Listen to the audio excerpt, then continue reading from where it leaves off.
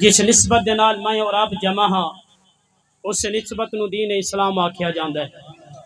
واہ واہ اور دین اسلام ایسی نسبت ہے، دین اسلام نے ہر فرق مٹا دیتا، گورے دے فرق بھی مٹائے تے کالے دے فرق بھی مٹائے، امیر دے فرق بھی مٹا دیتے تے غریب دے فرق بھی مٹا دیتے۔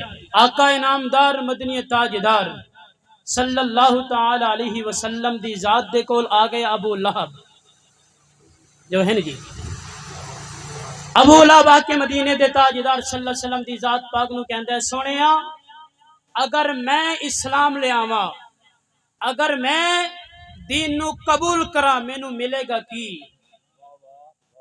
اگر میں اسلام قبول کرا تے مینوں کی ملے گا؟ تے مدینے دے تاجدار امام الانبیاء نے فرمایا سونیا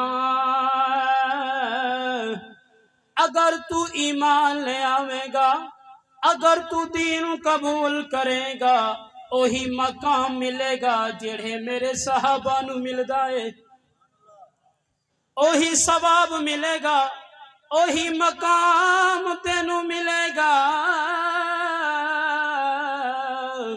جڑا میرے یاراں نو ملدا ہے۔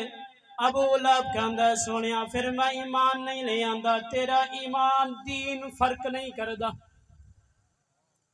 میں امیر، میں بڑا حسن دا شہنشاہ وا، تیرے لوگ غریب نے تے کالے نے۔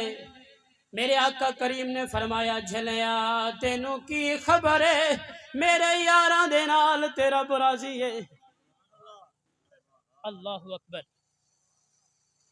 ابو لہب چلا گیا، میرے آقا انعامدار شام نو گئے، فرمایا ابو لہب لے آ ایمان، کہندے سونیا میں نہیں لے آنا، میں تے ایمان قبول نہیں کرنا، سونیا جدو تک اس گھر دے اندر کھڑون والا بکری دا بچہ تیری رسالت دی گواہی نہیں دے گا میں ایمان قبول نہیں کراں گا۔ اللہ اکبر۔ میرے آقا انعامدار نے اشارہ فرمایا، او بکری دا بچہ بول کے کہندا ہے سونیا تو رسول ہے، اللہ نے تینوں رسول بنا کے بھیجے ہے، اللہ نے تینوں رسول بنا کے بھیجے ہے۔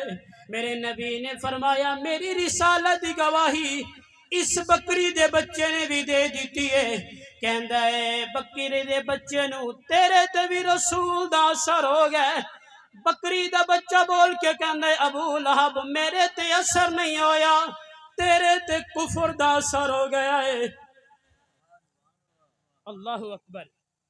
اس واسطے کسے آکھیا کہ نبی سونا فرق مٹاون آیا ہے، فرمایا بے زبان نانو کلمہ پڑھاوے، بے زبانا نو کلمہ پڑھاوے،